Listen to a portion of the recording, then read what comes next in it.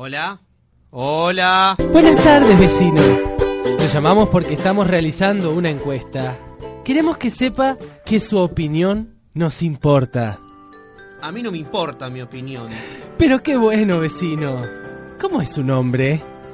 ¿Quieren saber si estoy a favor de matar niños embarazados? No, señor. Esta es una encuesta sobre el infinito. Dígame, ¿qué piensa que es el infinito? Supongo que algo que no se acaba nunca. ¿Ha pensado qué corno quiere decir con eso? No sé, que me puedo quedar contando 1, 2, 3 y no terminar nunca. ¿No habría un número final? No, y no me rompan más las pelotas.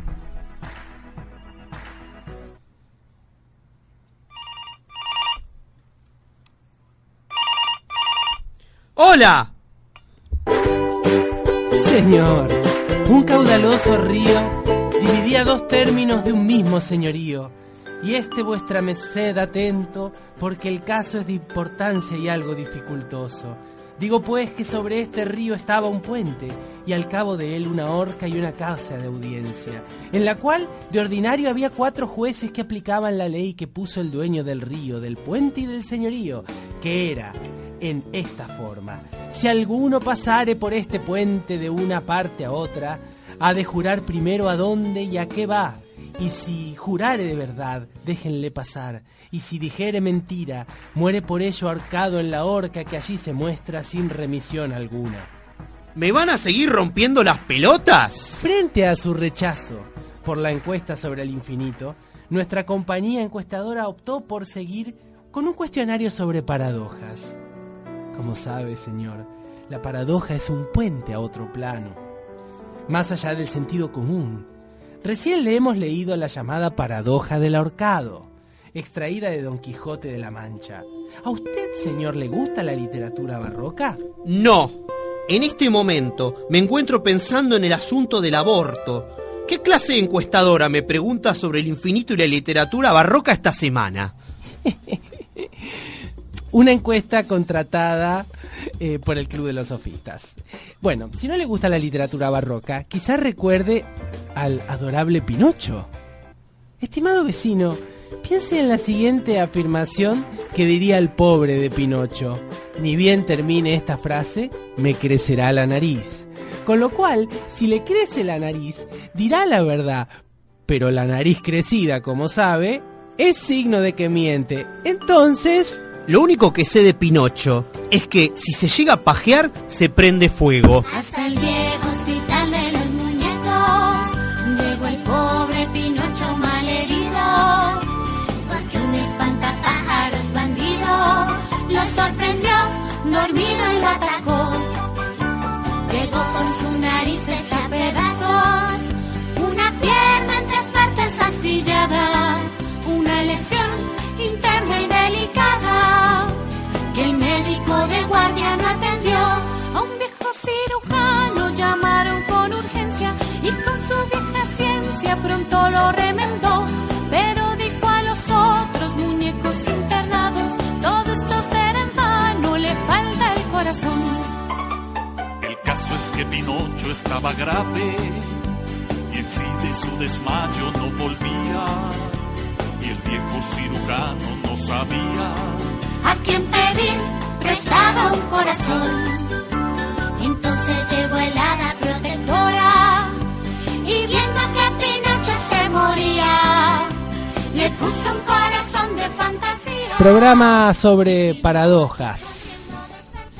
La palabra paradoja viene del latín y también del griego, paradoxa, que significa contrario a la opinión. Doxa para los griegos era opinión. También es una idea extraña y opuesta al sentido común, una idea inesperada, singular, literalmente increíble. Se considera paradoja a una proposición en apariencia falsa, pero que no conlleva contradicción lógica. Es decir, que las paradojas no son contradicciones lógicas. Aún siendo que se trata de afirmaciones a la vez verdaderas y falsas. Afirmación a la vez verdadera y falsa. Por eso contradice al sentido común, que cree que algo es verdadero o falso. Una paradoja muy, muy conocida es la paradoja del mentiroso, atribuida a los cretenses de la antigua Grecia, como siempre, pueblo considerado bastante mentiroso por aquel entonces. La paradoja es como sigue: un cretense mentiroso afirma: yo soy mentiroso. La afirmación implica que la verdad es al mismo tiempo falsa y verdadera. Si el mentiroso dice que es mentiroso, está diciendo una verdad. Y si dice que es mentiroso, está diciendo una mentira también.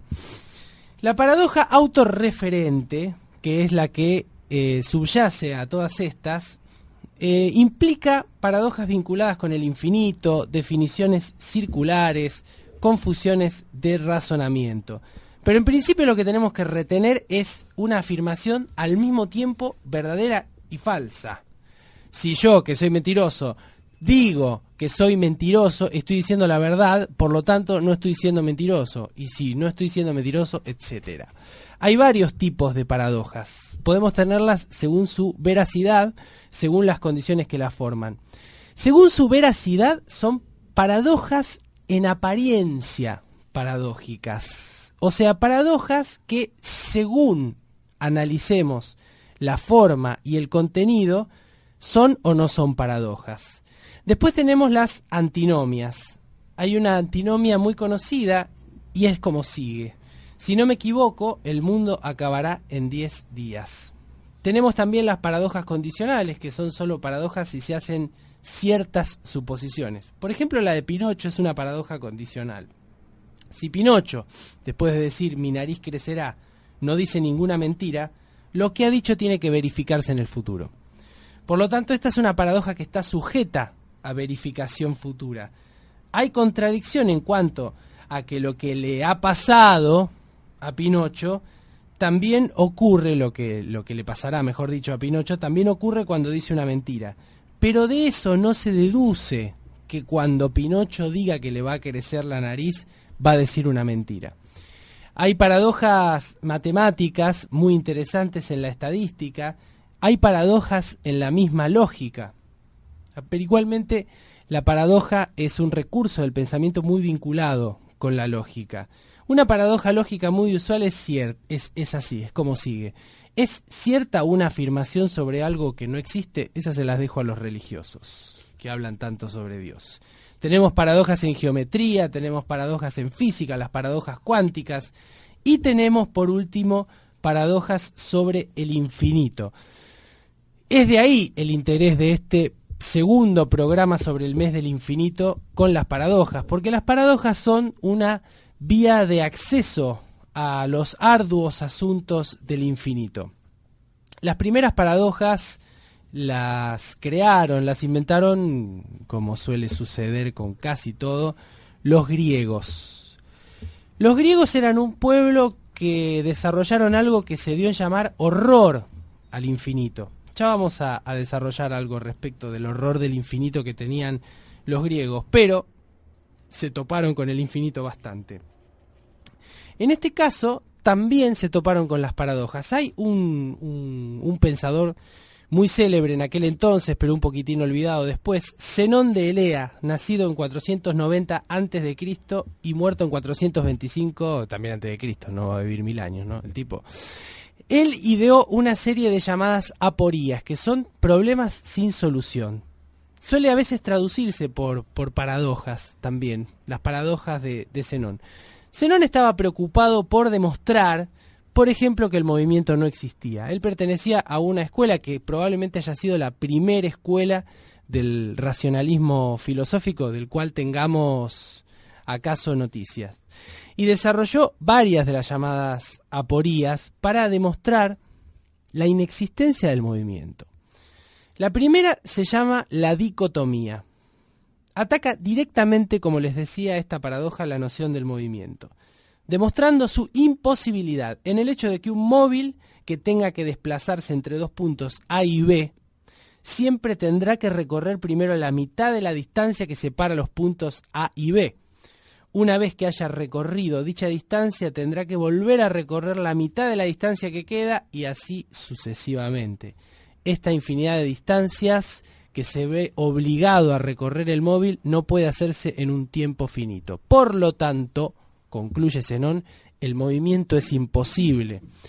Después está la paradoja o la aporía de Aquiles y la tortuga. Alguna vez hemos hablado en este programa de esta simpática paradoja. Se supone una carrera entre Aquiles, el dios de pies ligeros como Messi, ponele, y la tortuga, el animal más lento. Si se le da un mínimo de ventaja a la tortuga, Aquiles nunca podrá alcanzarla. ¿Por qué? Porque para que Aquiles alcance a la tortuga, primero va a tener que recorrer la mitad de una distancia y después la mitad de la mitad y así al infinito. Es una extensión de la paradoja anterior de la dicotomía. Tenemos una más, son varias, pero vamos a detenernos con 3, que es un número divino, ya que somos muy religiosos acá, muy creyentes, ¿no? La flecha voladora. Esta es la más confusa de las 4. Los historiadores aducen que el texto está corrupto y ha habido que recomponerlo. Viene a decir que cuando arrojamos una flecha al espacio tenemos la sensación de que ésta se aleja de nosotros, pero en realidad no se mueve, ya que la flecha, como cualquier otro objeto, debe ocupar un espacio que sea igual a sí misma y para ello tiene que estar en reposo. Si el tiempo está constituido por instantes indivisibles, la flecha no puede ocupar 2 o más lugares simultáneamente. Así como las 2 primeras paradojas hacían referencia a la imposibilidad de dividir el espacio indefinidamente, esta paradoja se centra en la indivisibilidad del tiempo, y más concretamente, en la existencia de lo que llamamos un instante, ya que si es indivisible carece de duración, y por tanto no hay movimiento. El instante, así concebido, tiene la misma naturaleza de construcción mental que el punto en la geometría. Ojo cuando lanzamos una flecha.